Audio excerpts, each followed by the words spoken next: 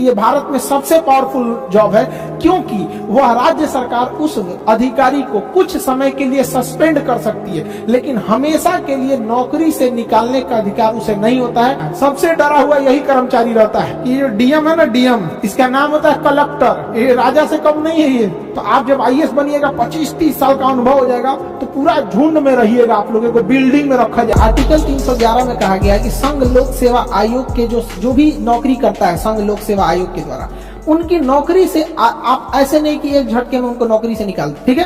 तो उनको ना क्या करना है, आप लोग को संरक्षण देना है। संविधान उन लोगों को क्या देता है, संरक्षण देता है। किसके तहत? 311 के तहत। इसलिए देखिएगा आईएएस अधिकारी जो डीएमएसपी होते हैं, इन लोगों को नौकरी से निकालना काफी टफ हो जाता है। जो डीएम वगैरह होते हैं, डीएम, एसपी, मजिस्ट्रेट, इन लोगों को नौकरी से निकालना काफी टफ हो जाता है, क्योंकि अगर आपने यूपीएससी या स्टेट पीसीएस के थ्रू क्या लिया है, जॉब लिया है, तो आपके लिए संरक्षण का अधिकार किसमें है? 311 में है। किसमें दिया गया है? 311 में दिया गया है, ठीक है। तो संघ लोक सेवा आयोग या फिर जो भी राज्य लोक सेवा आयोग है, इनके कर्मचारियों का संरक्षण आपसे पूछ चुका है कि संघ या राज्य लोक सेवा आयोग के कर्मचारियों का संरक्षण आर्टिकल संख्या कितना में दिया गया है? तो आर्टिकल संख्या 311 में दिया गया। किसमें दिया गया? 311 में। अब हम चलते हैं 312, उसके बाद चलेंगे 315। देखिए 312 में क्या कहा है, तो इसको पहले समझते हैं। अखिल भारतीय सेवा क्या होती है? 3 टाइप की नौकरी को ध्यान से समझिए। ये 3 नौकरी, एक होती है अखिल भारतीय सेवा।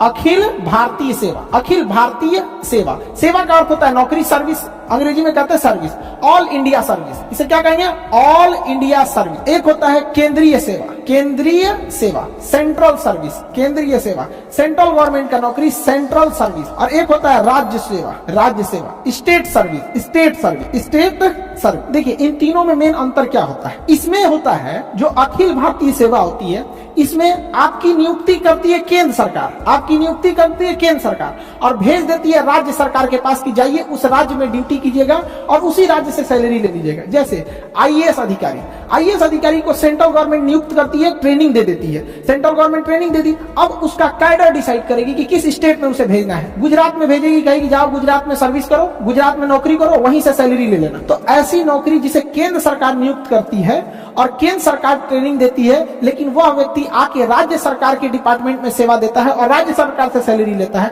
ऐसी नौकरी को अखिल भारतीय सेवा कहते हैं। ये भारत में सबसे पावरफुल जॉब है, क्योंकि वह राज्य सरकार उस अधिकारी को कुछ समय के लिए सस्पेंड कर सकती है, लेकिन हमेशा के लिए नौकरी से निकालने का अधिकार उसे नहीं होता है, अर्थात बर्खास्त, यानी उसको टर्मिनेट नहीं कर सकती है। इतना पावर होता है। अखिल भारतीय सेवा में सैलरी राज्य सरकार देती है, लेकिन नियुक्ति कौन करती है? केंद्र सरकार। सबसे पावरफुल होता है। इसमें कौन कौन आएगा अखिल भारतीय सेवा में? तो देखिए ध्यान से, एक आता है इंडियन एडमिनिस्ट्रेटिव सर्विस, आईएएस, अमूमन डीएम लिखता है, आईपीएस लिखता है, और इंडियन फॉरेस्ट सर्विस, भारतीय वन विभाग। इंडियन फॉरेस्ट सर्विस को रखा गया किसके? कब? 1966 में। क्यों?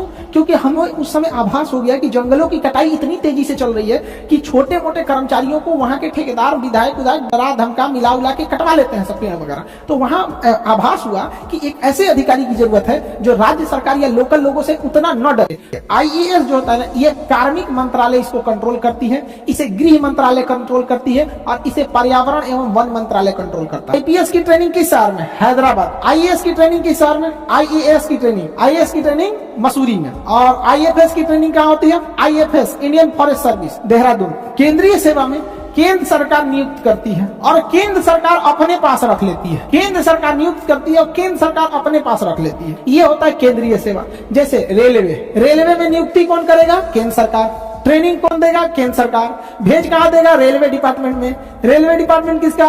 केंद्र सरकार का। सैलरी कौन देगा? केंद्र सरकार। अगर आपको राजदूत बना के अमेरिका भेज दिया जाता है, अगर आपको राजदूत बना के अमेरिका भेज दिया जाता है, तो नियुक्ति कौन करेगी? केंद्र सरकार। किसके थ्रू? यूपीएससी के थ्रू नियुक्ति करेगी केंद्र सरकार और सैलरी देगी केंद्र सरकार। आपको कभी जापान, अमेरिका, रूस भेजेगी तो केंद्र सरकार के निर्देश पर जाएंगे। यूपीएससी में अगर आपको इंडियन पोस्टल सर्विस मिल गया या इंडियन रेवेन्यू सर्विस मिल गया, इंडियन रेलवे सर्विस मिल गया, तो ये सब केंद्रीय जॉब होते हैं। कौन सा जॉब होता है? केंद्रीय जॉब। तो जरूरी नहीं कि यूपीएससी में आपको सब अखिल भारतीय सेवा मिल जाए। राज्य सरकार आपको नियुक्त करेगी, राज्य सरकार नियुक्त करेगी, राज्य सरकार ट्रेनिंग देगी और राज्य सरकार काम कराएगी आपसे और वेतन देगी। सारा चीज जब राज्य सरकार के अंडर में आ जाता है तो राज्य सेवा कहलाता है। क्या कहलाता है? राज्य सेवा। जैसे बिहार दरोगा, जैसे दरोगा का एग्जाम, दरोगा का वैकेंसी कौन निकालता है? राज्य सरकार। एग्जाम कौन लेगा? राज्य सरकार। ट्रेनिंग देगी राज्य सरकार, काम कराएगी राज्य सरकार। और उसके बाद से आपको सस्पेंडो कर देगी राज्य सरकार, निकाल के फेंकियो देगी राज्य सरकार, टर्मिनेट भी कर देगी राज्य सरकार। सबसे डरा हुआ यही वाला रहता है, सबसे डरा हुआ यही कर्मचारी रहता है, क्योंकि राज्य सरकार के अंदर में ही सब कुछ रहता है। अरे भैया हमारा उठा कर मत फेंकियो, समझ में है कि नहीं?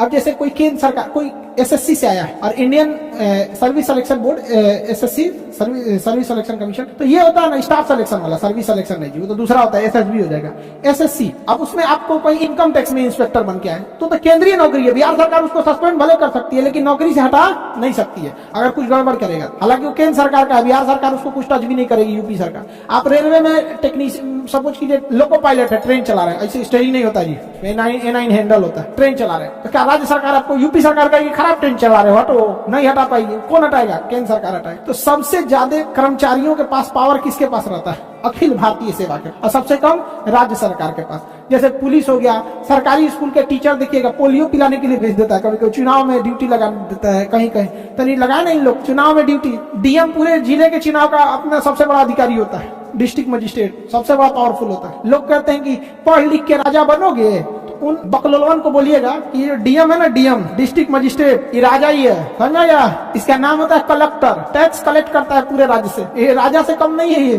पूरा जिला इसी के अंडर में आता है। तो जो अगर बोलेगा कि पढ़ लिख के राजा बनोगे तो कहिएगा हाँ अभी नाम बदल गया, उसी का नाम है डीएम, और पुराना राजा हो जाएगा तो कमिश्नर, डायरेक्टर, फिर बड़ी ज्यादा जाएगा, additional secretary, joint secretary, secretary, chief secretary. Chief secretary तो बहुत बड़ा पावर होता है, समझ रहा है कि नहीं? रहा मुख्यमंत्री कोई भी डिसीजन चीफ सेक्रेटरी से पूछ के लेते हैं, चीफ सेक्रेटरी साहब क्या कहना है आपका? तो भैया चीफ सेक्रेटरी बहुत पुराना होता है। ये आईएएस जो निकालते हैं ना 25-30 साल का जब आपके पास अनुभव हो जाता है, बूढ़े हो जाते हैं, तब आप लोग को चीफ सेक्रेटरी बनाया जाता है। तो आप जब आईएएस बनिएगा 25-30 साल का अनुभव हो जाएगा तो पूरा झुंड में रहिएगा, आप लोगों को बिल्डिंग में रखा जाएगा, जितना पूरा आईएएस रहेगा सब में यूपीएससी निकाला हुआ। आप लोग कैसे क्लास में बैठे हैं, अभी एग्जाम निकालना है आप लोग को, सबकी ख्वाहिश है यूपीएससी निकाल ले। तो ऐसे ही अलग अलग शहर से कोई यूपीएससी निकाल के आया रहेगा, कोई कहीं पे 20 साल डीएम रहा है, कोई आईपीएस रहा है, कोई कमिश्नर रहा है, उसको फिर बुलाया जाएगा, बड़का बिल्डिंग में उसको रखा जाएगा, उसका नाम रहेगा सचिवालय। सचिवालय में सब ऐसे ही बड़का रहता है, उसी सबसे डिसीजन लिया जाता है, समझ रहा है कि नहीं? तो काफी बड़ा पोस्ट होता है।